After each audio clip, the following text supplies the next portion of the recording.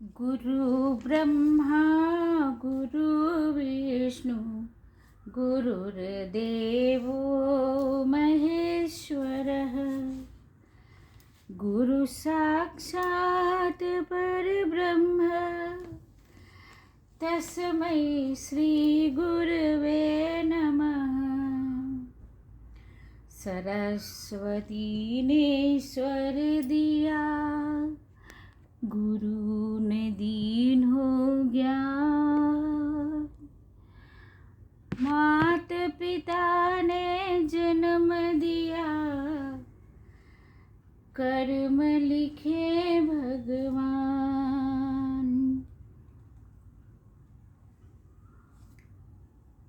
अब सौंप दिया इस जीवन का, सब भार तुम्हारे हाथों में है, जीत तुम्हारे हाथों में है, हार तुम्हारे हाथों में।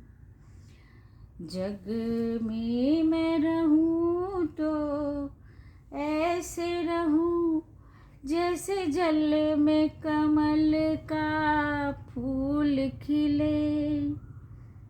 मेरे सब गुण दोष समर्पित हो गुरुदेव तुम्हारे चरणों में, गुरुदेव तुम्हारे चरणों में। मेरे चैनल पे आपका स्वागत और अभिनंदन है। आप लोग अष्टावक्र महागीता का तत्व स्वरूप ज्ञान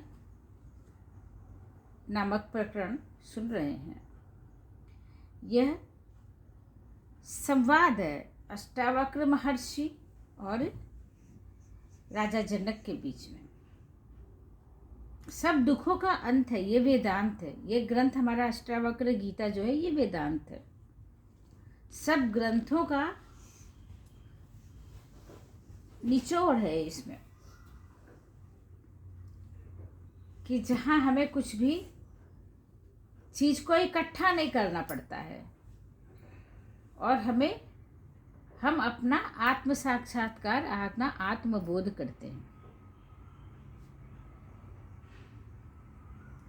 यहाँ पर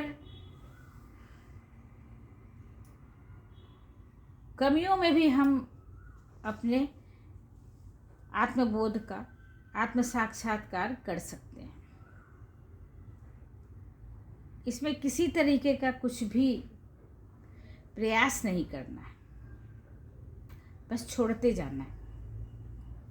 सानुरागाम स्त्रियं दृष्ट्वा मृत्युमुवा समुपस्थितः अविह्वलमनः स्वस्थो मुक्त एव महाशयः, मुक्त एव महाशयः। अर्थ है, वह महापुरुष सर्वदा मुक्त और परम शांत होता है, जो साक्षात सूर्य को प्रेम मातुर देखकर और साक्षात मृत्यु को सामने देखकर भी कभी विचलित नहीं होता। अर्थात जो आत्म साक्षात्कार किए हुए लोग होते हैं, उनको किसी चीज़ का भय या किसी चीज़ की प्रीति नहीं रह जाती। विवेचना है, कामदेव और रति ने, अप्सराओं ने बड़े बड़े ऋषि मुनियों के अखंड ब्रह्मचर्य को खंडित कर दिया है, जिनमें उनकी सहगामिनी रति सौंदर्य की मूर्ति का भी हाथ होता है।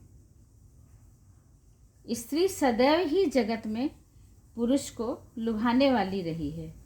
इनके द्वारा सिंहासन पलट दिए गए हैं। इनका सौंदर्य और सम्मोहन बड़े बड़े बाल ब्रह्मचारी को भी विचलित कर देता है। कामना बनकर वासना का ज्वार भाटा उठता है। स्त्री के नयन बाण योगी को भी विचलित कर देते हैं। बहुत से उदाहरण आपको मिल जाएंगे। विश्वामित्र हैं, विश्वामित्र मेनका,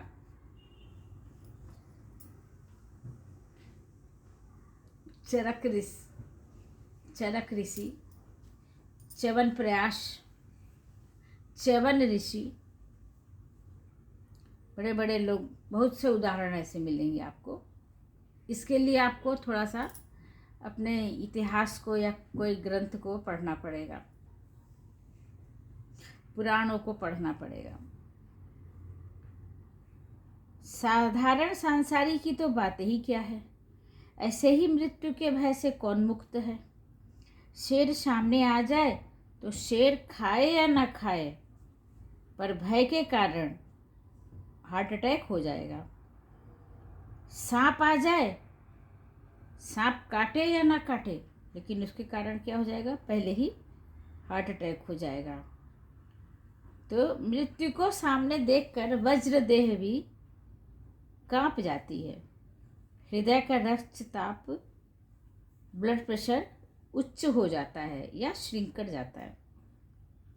आत्मज्ञानी महापुरुष इस सौंदर्य को प्रीति और मृत्यु के भय पर भी विजय प्राप्त कर चुका है। जो आत्मज्ञानी महापुरुष है वो इन सब पे विजय प्राप्त कर लेता है। चाहे उसे स्वयं रति भी प्रेमातुर होकर देखे तो भी वह निर्लेप रहता है। साक्षात मृत्यु अपना रौद्र रूप लेकर आ जाए तो भी उसमें भय का अंश भर नहीं रहता। आप शिव जी को भी, शंकर जी को भी देख सकते हो। उन्होंने कामदेव को भस्म किया था, फिर उसको जब जन्म मिला दूसरा द्वापर युग में, तब जा कर के, ये सब कहानियां हैं। आप इनको पढ़ते रहिए, देखते रहिए। कृष्ण ने उनका, कृष्ण के यहाँ ये पैदा हुए, ये सब आपको पता चलेगा। इसलिए आत्मज्ञानी बिल्कुल इसके विपरीत, किसी भी परिस्थिति में वो शांत, निरपेक्ष और निर्लिप्त रहता है।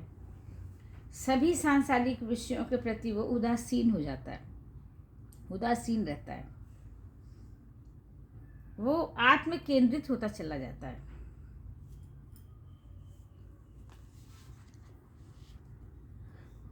सदगति की राह को पावे, रूप विराट का दर्शन पावे, तब हरिहर सब समझ में आवे। जय गुरुदेवा, जय गुरुदेवा। आप सभी लोगों को मेरा प्रणाम है, छोटों को आशीर्वाद एवं दुलार। इसी के साथ मैं विराम लेती हूँ। नमस्कार।